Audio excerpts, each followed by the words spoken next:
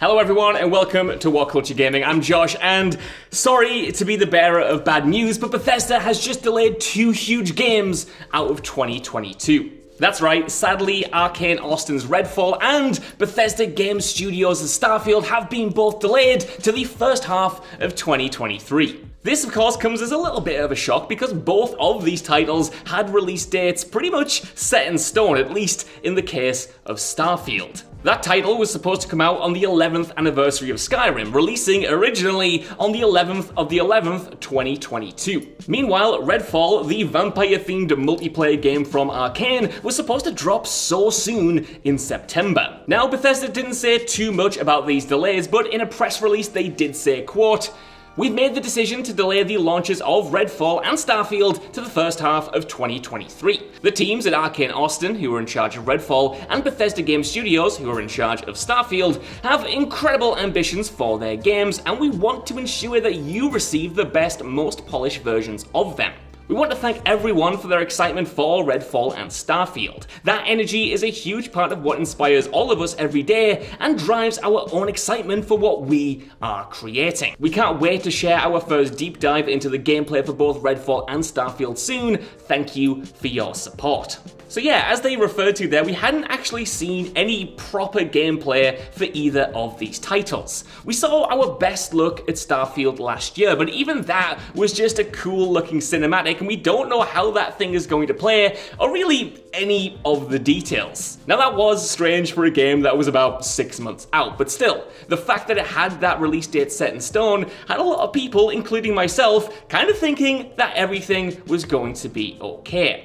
However, there is another interesting tidbit to this news, and that comes by way of Bloomberg's Jason Schreier. Retweeting the press release, Jason had this to say, quote, "Last spring before E3, I spoke to some folks on Starfield who were extremely worried about committing to a 11/11/22 date based on the progress they'd made so far." And in parentheses, Jason says that the next Cyberpunk was a term floated around to him. He finishes by saying good on Bethesda for delaying even after announcing that specific date. If you don't know, what Jason is referring to by the next Cyberpunk in that tweet isn't just because Cyberpunk came out way too soon, it was that when that game was announced with a concrete date, all the developers kinda thought it was a joke. According to Schreier's sources, that was also apparently the mentality in Bethesda Game Studios when we saw that 11/11 date last year. And that just sucks. If you know that your game probably isn't going to hit that date and might even be delayed by half a year, then don't put something as firm on it as a day and date. What I think is quite funny though is that the developers refer to being the next Cyberpunk when the more apt comparison might have been the next Fallout 76. Still, I don't want to be too harsh on these teams. After all, it is for the best that these games get delayed, so neither of them do actually become the next Cyberpunk and released in an unfinished state.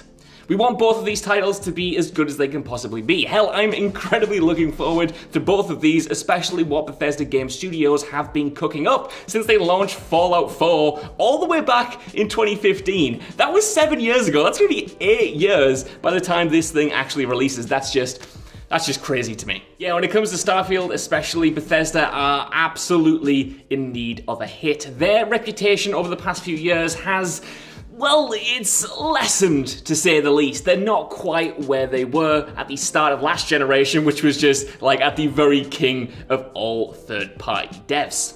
Especially with them being acquired by Microsoft, there is a new level of standard that they have to live up to. And with their reputation for releasing buggy games even before the trash fire that was Fallout 76, they couldn't just repeat history. At this point, Bethesda releasing buggy games isn't cute or quirky, it's just a real issue and something they have to stamp out.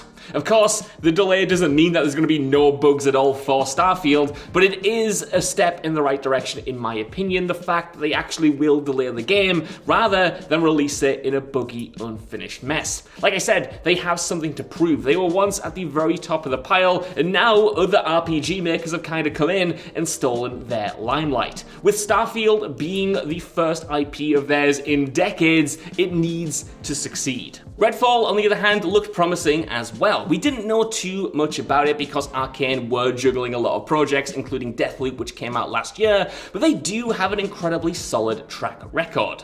I mean, everything from Dishonored to Prey, which is like one of the most underrated games of all time, by the way, to, like I said, last year's Deathloop has been a hit with critics, even if they all didn't resonate with audiences perhaps as much as the developers wanted them to. Of course, while something like this can't necessarily be helped, and in the long run it will make these games better, it does leave two huge holes in the 2022 release date.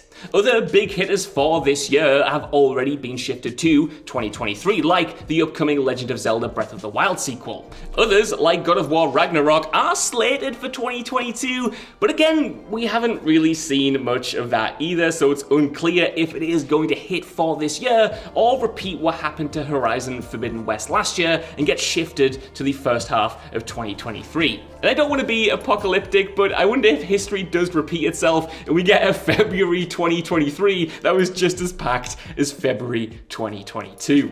This also has interesting implications for the upcoming Bethesda and Microsoft showcase. Yeah, E3 might be cancelled this year, but that hasn't stopped the big publishers from still putting on their own digital events, and Microsoft and Bethesda were no different. They were scheduled, or still are scheduled, to go ahead with one in June. Now, with that only being a month away, you can probably assume that they were getting out in front of this news so that in between the glitz and glam of that showcase, they didn't have to announce a delay that might have took the sting out of proceedings. However, with them teasing gameplay for both Redfall and Starfield in this press release, that might mean we get a bigger look at these titles in that showcase. So thankfully, even though the games themselves have been delayed, we probably won't have to wait that long to get an actual good deep dive into how these projects are shaping up. Like, please just give me some Starfield gameplay. I'm so starved for it. However, it will be interesting to see when these games actually drop. The first half of 2023 is incredibly vague, and that could be anything from these titles launching in March 2023 to all the way in June. That is quite a big gap, especially when Redfall was supposed to come out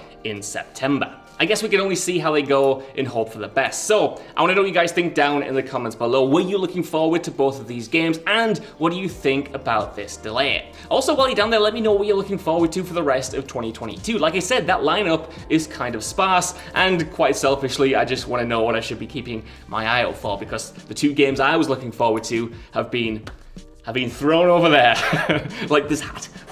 Also, if you want, please give us a like, share, subscribe, and head over to WhatCulture Gaming for more lists and news like this every single day. Even if you don't though, I've been Josh, thanks so much for watching, and I'll see you soon.